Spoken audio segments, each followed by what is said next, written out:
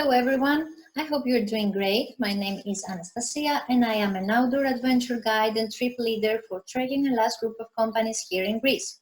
Today I'm going to show you a nice presentation of a very beautiful place very close to Athens. Its name is Mount Parnitha and it's one of the 10 national parks of Greece. Let's get started. Give me some seconds till I share my presentation with you. Okay. So first of all, let's take a look at the map of Greece. Okay, so this is the map of Greece and we're gonna concentrate right here in the Attica region. If we zoom in, we see Athens, Athena. Athens is the country's capital with a population of 664,000 people, the largest city of Greece and one of the world's oldest cities since it has been continuously inhabited for at least 5,000 years. Now let's turn this picture into a satellite image. Okay, again, this is Athens, and as you see, the 4 pins that I've placed around are actually mountain ranges that surround the area of Athens. So here we have Mount Pendeli, Mount Imitos, Mount Egaleo, and our today's subject, Mount Parnitha. Now let's take a look at some general information about the mountain. As you see, this is a massive mountain. It covers an area of 300 square kilometers and the core is 38 square kilometers. It has been a national park since 1961. And that's because Parnitha is home to some of the country's most diverse ecosystems and home to many flora and fauna species on the brink of extinction. What's also super important is that it has 1/6 of Greece's flora on its terrain, despite having endured catastrophic forest fires in the summer of 2007. The highest peak is Caravola, 1,413 meters high. As for the mountain's morphology, you'll find 16 peaks over 1,000 meters high in the central part of the mountain. The west part includes mostly gorges, ravines, and vertical drops, and for hikers heading to the eastern or northern part of Parnitha, you will find plateaus and dense forests of pine trees. Also, as you see, Parnitha is part of the Natura 2000 conservation program and it's also designated as a special protection area for birds. The temperature in Parnitha is always 2 to 6 degrees lower than in the rest of the Athens area, and it also gets double the rainfall of Athens, with autumn and winter usually bringing along fog, frost, and snow. The mountain's microclimate and its clean fresh air are considered extremely wholesome, and that's why a sanatorium for TB patients operated there between the early 1900s and the mid-40s. The distance from downtown Athens is 30 kilometers. That means that depending on traffic, in about 40 minutes to 1 hour, you can be at the top of the mountain, away from the hustle and bustle of the big city. You can drive all the way to the mountaintop or park your car at the mountain's foothill and get to the top using the free of charge cable car. Once you're there, of course, you will wander around on foot. So here we are, on our way up with a beautiful view of Athens. It's a fact that Parnitha is the only national reserve throughout Europe that is so close to a country's capital. The name of the mountain, Parnitha, comes from the pre-Hellenic root word parna, which means temple or home made of stone. We find the same root word in the name of many Greek mountains like Parnassos or Parnanas. Parnitha has been inhabited since Mycenaean times, which is around 1,600 to 1,100 BCE.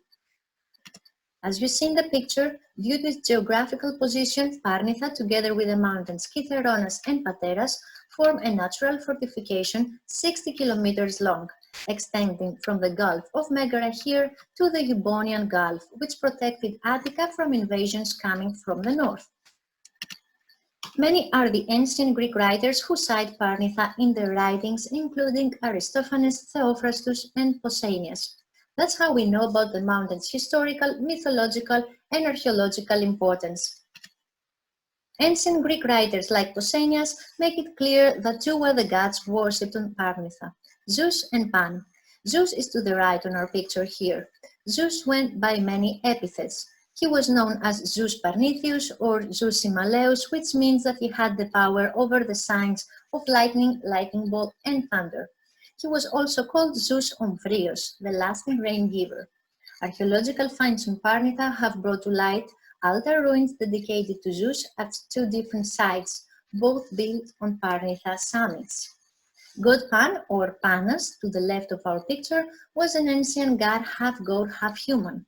He was the protector of the wild, the mountains, forests, caves, and flocks. Another interesting fact about him is that the word panic comes from the name of the god. The ancient Greeks believed that Pan was the god who protected them in battle by spreading panic among the enemies. For that reason, when in battle, warriors would chant his name over and over again. So archaeologists have located a large cave with traces of worship of god Pan. The cave, which is known as Pan's Lair or Lychnospila, or also as Nymphaeon Cave, since Pan was worshipped in that cave along with the nymphs, is located on the southwestern foothills of Mount Parnitha at an altitude of 620 meters. That sacred cave, which is one of my favorite sites, is so fascinating that Trekking Hellas holds its special caving program there. The first one to carry out excavations in the cave was Professor Skias in 1900. Since then, the excavations that follow show that there are three periods of use in the cave. Its upper layer goes back to medieval times according to the finds, which include 2,000 oil lamps. And that's the reason why the cave is also called Lychnospila, which means the cave of the oil lamps, along with copper coins and medical tools dating to that period. The middle layer goes back to early Christian times, and the findings include fragments of vessels, clay figurines, and statuettes of the god Pan and the nymphs. And the lower layer dates back to prehistoric era according to the finds, which include fragments of pottery. In other words, as a site of worship, the cave had been in use since the 15th century BCE, something that makes it archaeologically and historically very, very significant. The interior of the cave. The cave is considered an active cave. It's 68-meter long, 15-meter wide, and 4-meter high. There is a droplet flow, and it has its own flora and fauna, as you can see. Also, a magical stalactite decor and natural stone basins created by the stalagmites. From an elevated, long, narrow passage, and after some crawling, here we are, you can enter the second hidden chamber. That chamber wasn't discovered until 1960. Imagine, 60 years later after the first excavation by the speleologist Ioannou. So it's definitely worth a visit. And it's not only the cave's beauty that will attract you, because to get there, you will enjoy a great hike through the beautiful gorge of Goura and get the chance to do some rappelling using the same steps that have been cut into stone by the people who visited the cave thousands of years ago. Parnitha is also the location of forts and fortifications of historical importance. It was in the 5th century BCE that the city-state of Athens began fortifying the mountain. Those fortifications were observatories built on the mountain summits so that the Athenians could monitor road and mountain crossings. They were also used as bases and training camps for soldiers. But what's more important is that those watchtowers were also locations where the Athenians could send fire signals to transmit information through a very sophisticated system called Frictoria. The mountain passes and the summits were patrolled by garrisons stationed there. The use of Parnitha's fortification system continued well into Roman times, but fell into disuse in Byzantine times and throughout the 400 years of Ottoman rule. There are 15 such fortifications in Parnitha, most of them in ruins, but there are a few which are in very good condition.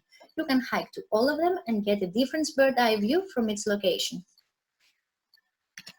Another fascinating thing about the mountain are the 15 monasteries and 52 small country churches built on Parnitha. A lot of those country churches, with breathtaking views as you see, were built by shepherds and those who had fled to Parnitha during Ottoman rule. The most important of those places of worship is the Kliston Monastery. It was built around the 16th century in a natural setting of great beauty on the bank of a gorge. It's dedicated to the Dormition of the Mother of God and was named Kliston Monastery after the Greek word klista, which means isolated or cut off, because it's surrounded by mountainous terrain and it's cut off from the rest of the world. Tradition has it that it was in the cave on the slope opposite the monastery that the icon of the Mother of God was found. The cave is inaccessible, and it is for that reason that the monastery was built opposite the cave on more accessible ground.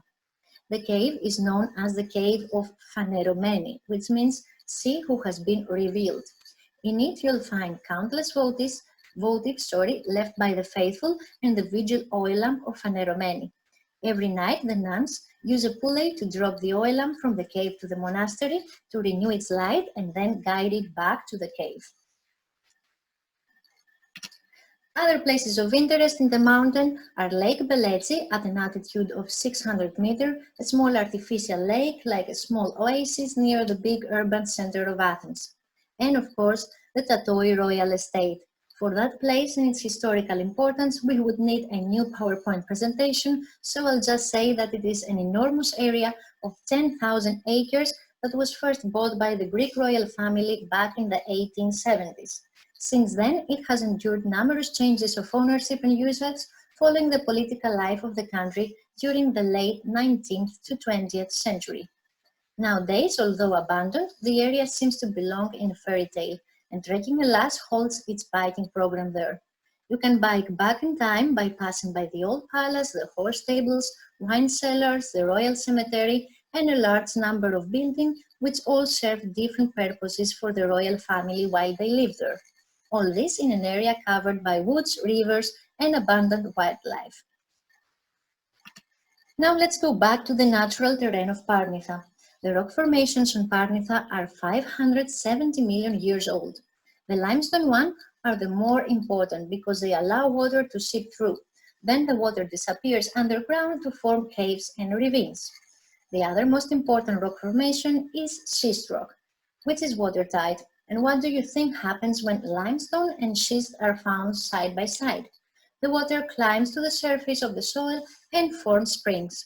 Scientists have recorded on Parnitha 45 springs of continuous flow and a large number of seasonal streams. Since prehistoric times, Athens, which included all the settlements in the Attica basin, had inadequate water sources. So as the city's population grew, the demand for water became higher. That's why the inhabitants built dozens of small and large aqueducts which channeled water from the springs of Parnitha to various locations around Athens. Under Roman rule, the city's water infrastructure underwent an incredible change when the Hadriatic Aqueduct and Reservoir were built. The project was named after the Roman Emperor Hadrian and took 15 years to complete. The aqueduct's main part was 20 kilometers long and started at the spring of Kythara at the foot of Parnitha and ended downtown Athens in the now fashionable area of Kolonaki. Let's talk about the flora of the mountain now. It can be found in three separate zones. First zone starts low at 300 meters and goes up to an elevation of 800 meters dominated by Aleppo pine forest. One of the characteristic plants of the pine forest is Frygana, which are hardy spiny shrubs which do well under drought and high temperature conditions. Most of them have aromatic traits and have been known for their beneficial pharmaceutical properties since the ancient times. The beauty of Parnitha's pine forest becomes complete with its maquis vegetation composed of evergreen shrubs and small trees with broad leaves, which in some spots is so dense that is almost impenetrable. The second vegetation zone extends from 900 to 1,400 meters, where the pine trees is gradually overtaken by Parnitha's magnificent Cephalonian fir tree. Endemic to Greece, the Cephalonian fir forms a forest so wondrous and serene that hikers find themselves becoming one with the area's ecosystem. The fir forest clearings are populated by a diversity of shrubs such as juniper bushes, wild rose bushes, barberries, and hawthorns. There are also black pines planted by the Forestry Service to boost fir tree regeneration. The third and last zone can be found on the highest of the mountain summits. The vegetation there is vestigial and consists of spiny cushion-like bushes. It does sound like I'm describing a subalpine area, but we wouldn't call it a real subalpine zone because it probably originated from the reduction in the trees of the fir forest there. The most important species of Parnitha's brushwood is a herbal tea of Attica that grows at the peaks of the mountain. Sadly, the herbal tea population is shrinking due to over-harvesting, although plant collection in the national park is prohibited. A virtual tour of Parnitha wouldn't be complete without mentioning the plants that are endemic to Parnitha. When we call a plant endemic, we mean that the plant exists and reproduces naturally in only one place. So in Parnitha, we can find 92 plants endemic to Greece and 2 plants endemic to Parnitha alone. Those 2 are the bellflower that you can find peeping out of the mountain's rocky terrain in late spring, and the cat's fly, which is at its best in June. Then we have rare or threatened species which are in danger because either they have tiny populations or because they are prey to human impact. The same goes for the wild orchids. Also, as you see, we have a great variety of mushrooms. With 107 different species, among them you will find toxic, poisonous, and edible ones. Of course, we wouldn't end this presentation without mentioning the wildlife of the mountain. As you see, there are 37 species of mammals, a huge population of invertebrates, species with no backbone, 131 species of birds, including rare and migratory ones, such as vultures, various species of eagles, falcons, and owls, 7 species of amphibians, mostly salamanders and different kinds of frogs, and 22 species of reptiles with different kinds of snakes, lizards, and turtles. The iconic wild animal of Parnitha is the red deer. In the old days, the red deer could be found everywhere around the mountains of Greece. Unfortunately, today the red deer is in danger of becoming extinct. Its population is shrinking rapidly, and we are lucky that Parnitha is one of its 2 remaining habitats.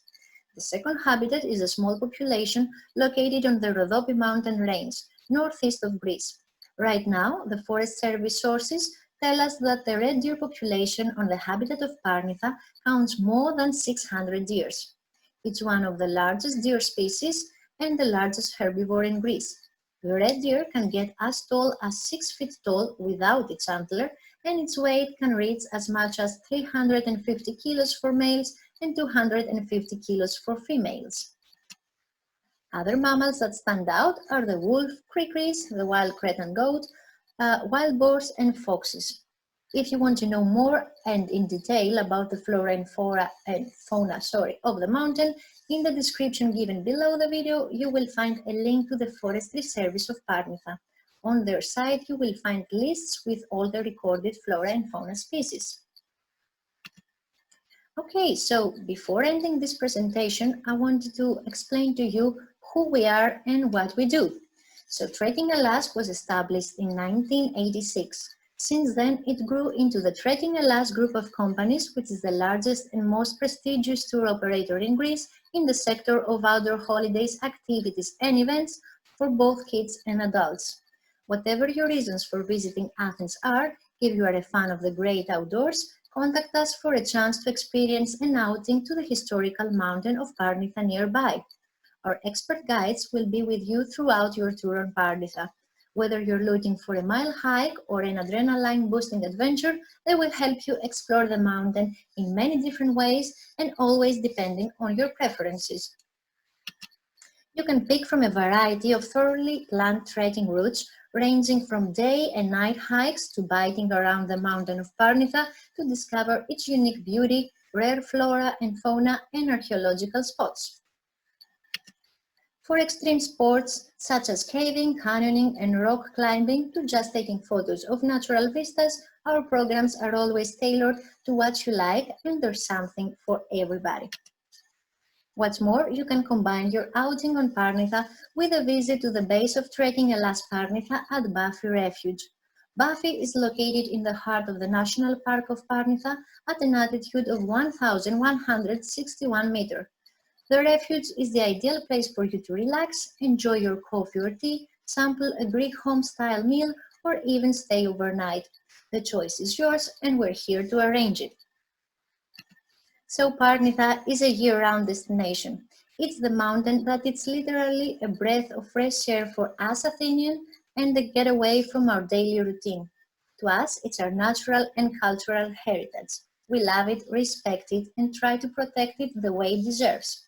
I hope you all enjoyed this video, and no matter where you live around the world, you can subscribe to our channel on YouTube, follow us, and watch our latest videos from all around Greece. And if you ever come to Athens, when the world settles down, of course, our team of passionate and nature enthusiasts will be more than happy to guide you around. Till then, stay safe and take care. Thank you very much for watching. Bye-bye.